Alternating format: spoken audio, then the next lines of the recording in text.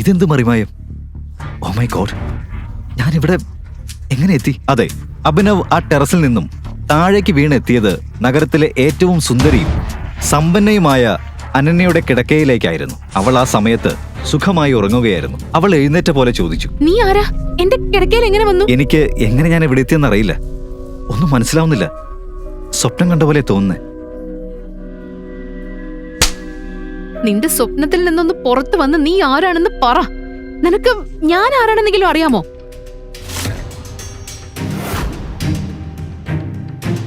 Oh my God, ഇത് എന്തു പറ്റി മോളെ? ഈ ബഗർ നിന്റെ ബെഡ്റൂമിൽ എന്ത് ചെയ്യാ? എന്തൊക്കെ നടന്നിട്ടുണ്ടല്ലോ. സൗരവ്, നീ ഇവിടെ എന്ത് ചെയ്യുന്നു? സത്യം പറഞ്ഞാ അത് ഞാൻ ചോദിക്കേണ്ട ചോദ്യമല്ലേ മോളെ.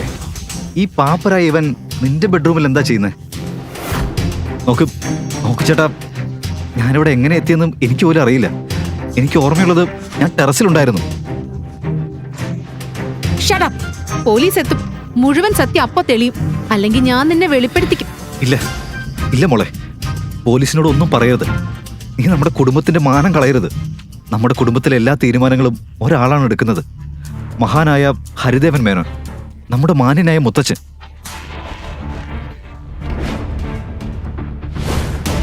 മുത്തച്ഛന്റെ പേര് കേട്ടപ്പോൾ അനന്യയുടെ നെറ്റിയിൽ വിയർപ്പ് വന്നു. അനന്യ, ഹരിദേവൻ മേനോൻ നഗരത്തിലെ പ്രശസ്തനും സമ്പന്നനുമായ ആളായിരുന്നു.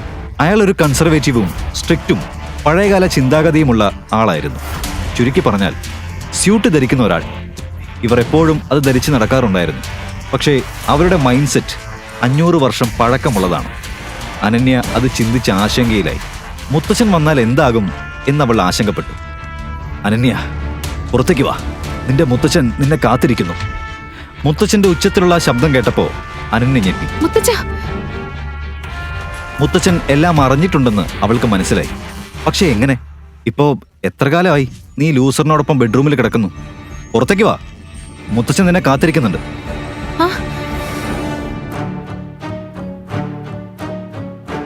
ഹേയ് ബ്രദർ, നീ എങ്ങോട്ടാ? മുതിർന്നവര് പറയുന്നത് സത്യം തന്നെയാ.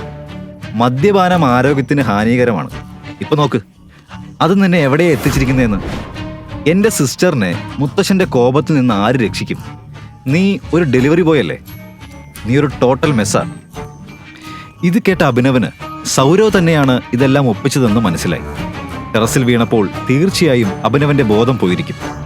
സൗരവ് അവനെ ഈ അൺകോൺഷ്യസ് അവസ്ഥയിൽ ഇവിടെ കൊണ്ടുവന്നിരിക്കണം. പക്ഷേ ഇപ്പോൾ അഭിനവന്റെ മനസ്സിലുണ്ടായിരുന്ന മറ്റൊരു ചോദ്യമുണ്ട്. ഒരു ബ്രദർ തന്റെ സിസ്റ്ററിനോട് എന്തിനിങ്ങനെ ചെയ്യണം? അനന്യയോട് ഇങ്ങനെ എങ്ങനെ ചെയ്യാൻ കഴിഞ്ഞു? ഇവൻ അവളുടെ റിയൽ ബ്രദറാണോ?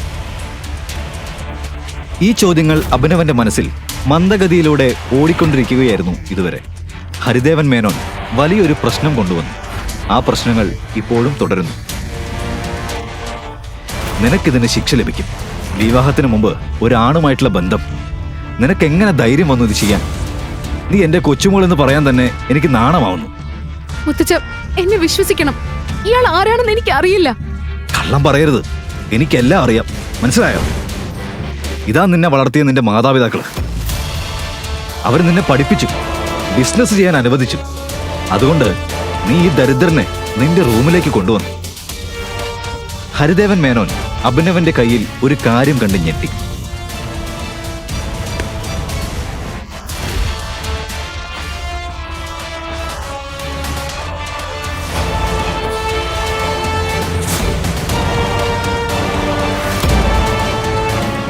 സ്വന്തം ചെറുമകളെ ഇങ്ങനെ അപമാനിക്കാനും അവളുടെ മേലെ ഇങ്ങനെ കൈ ഉയർത്താനും നിങ്ങൾക്ക് നാണമില്ലേ?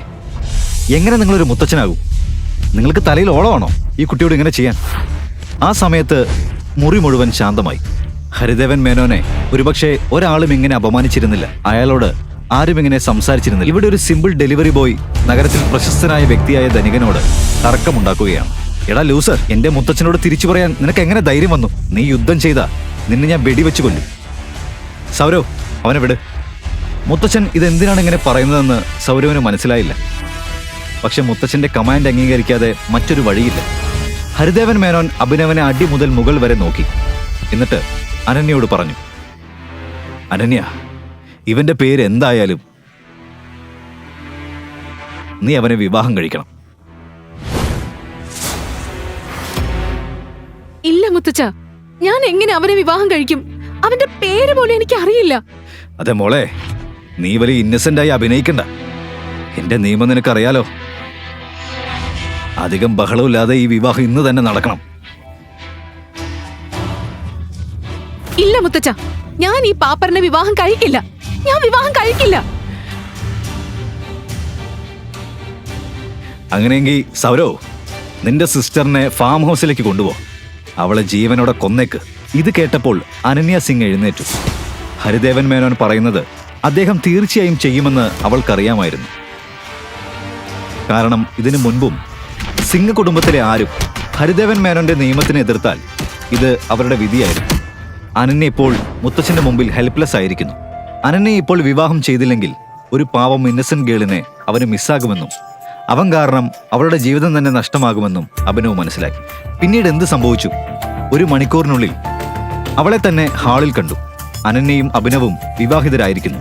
വിവാഹത്തിന്റെ ആദ്യ രാത്രി അനന്യയുടെ മനസ്സിൽ ഒരു ചിന്ത മാത്രമായിരുന്നു. നിന്റെ പേരെന്താ? അഭിനവ്. പക്ഷേ എന്റെ അച്ഛൻ അഫെക്ഷനേറ്റ്ലി എന്നെ... അതെനിക്ക് അറിയണ്ട. കേൾക്ക്, ഒരു കാര്യം മനസ്സിലാക്ക്. ഈ മാരേജ് ഒരു മാരേജ് അല്ല, ഒരു നിർബന്ധമാണ്. ലോകത്തിന് മുന്നിൽ നാം ഹസ്ബൻഡ് വൈഫ് ആകാം, പക്ഷേ ഈ റൂമിലുള്ള നമ്മുടെ ബന്ധം 2 പരിചിതരല്ലാത്തവരുടെ ബന്ധം മാത്രമാണ്. പാലസിന്റെ രാജ്ഞി അനന്യയ്ക്ക് ഒരു ഡെലിവറി ബോയ് പോലെയുള്ളവനെ എങ്ങനെ വിവാഹം കഴിക്കാനാകുമെന്ന് അഭിനവനും മനസ്സിലായിരുന്നു. പക്ഷേ ദൈവം അവരെ ഒരുമിപ്പിച്ചിട്ടുണ്ടെങ്കിൽ അതിനു പിന്നിൽ ഏതോ കാരണമുണ്ടായിരിക്കണമെന്നത് അവനറിയില്ലായിരുന്നു. ഇന്ന് എന്റെ ഫ്രണ്ട് വിക്രമന്റെ ബർത്ത്ഡേ പാർട്ടിയാ. അനന്യ, നീ നമ്മുടെ ന്യൂ സണ്ണിൻ ലോയനെ കൂട്ടിക്കൊണ്ടുപോകണം. അനന്യയ്ക്ക് പാർട്ടിക്ക് പോകാൻ ആഗ്രഹമില്ലായിരുന്നു. പക്ഷെ മുത്തച്ഛന്റെ കമാൻഡിനെ പ്രതിരോധിക്കാൻ കഴിയാതെ പോയി. അവൾ അഭിനവനെ അവളുടെ കൂടെ പോവാൻ നിർബന്ധിച്ചു. പക്ഷെ അവിടെ ഒരാളെ കണ്ടവൻ ഞെട്ടി.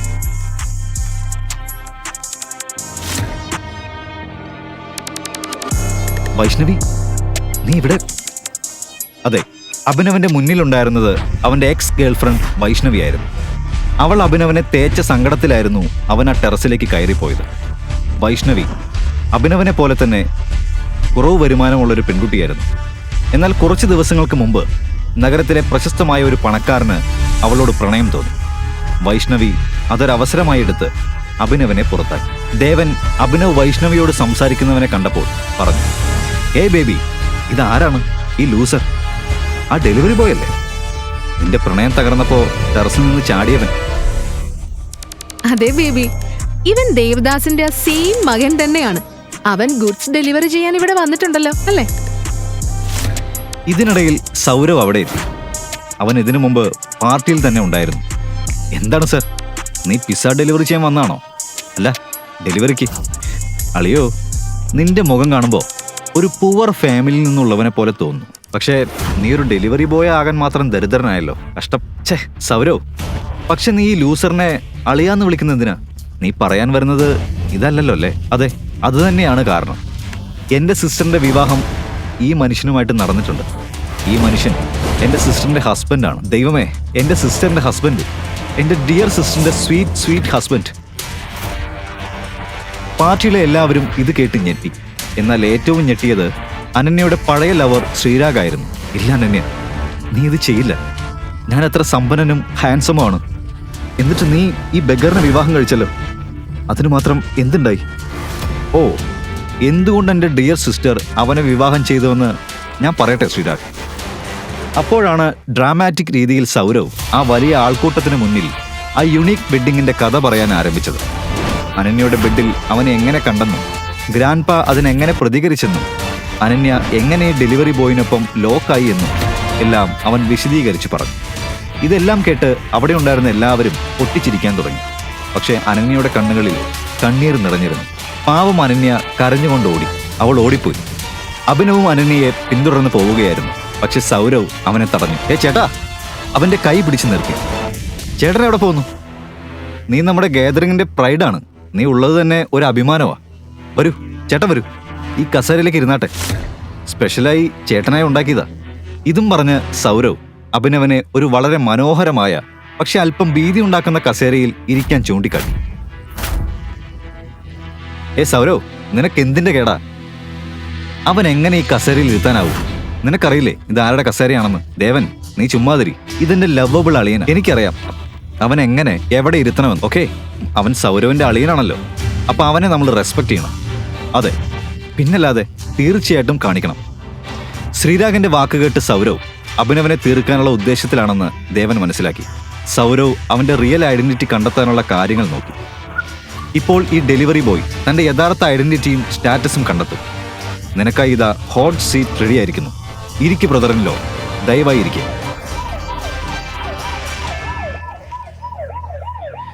അഭിനവ് കസേരയിൽ ഇരുന്ന മാത്രയിൽ വളരെ ശക്തമായ ഒരു അലാറം മുഴങ്ങി. ഇതെന്താ ഈ സംഭവിക്കുന്നത്? നീ എന്താ ചെയ്തത്? നീ മാഫിയ കിങ്ങിന്റെ കസേരയിലാണ് ഇരുന്നത്. നീ തീർന്നു. ആ പ്രത്യേക കസേര വിക്രമിന്റെ ആയിരുന്നു. ദ മാഫിയ കിങ് ഗാങ്ങിന്റെ നേതാവ് വിക്രമിന്റെ. ഈ കസേരയിൽ മറ്റാരും ഇരിക്കാൻ പാടില്ല. ഏത് അമ്മയുടെ മകനാണിത്? എന്റെ കസേരയിൽ ഇരിക്കാൻ ധൈര്യം കാണിച്ചത് ആരാ? സ്യൂട്ടും ബൂട്ടും ധരിച്ച് കയ്യിൽ ഇമ്പോർട്ടഡ് സിഗാർ എടുത്ത് വിക്രം അവിടെ എത്തി. അലാം കേട്ടപ്പോൾ ആരോ മാഫിയ കിങ്ങിന്റെ കസേരയിൽ ഇരിക്കാൻ ധൈര്യം കാണിച്ചിരിക്കുന്നുവെന്ന് മനസ്സിലായി.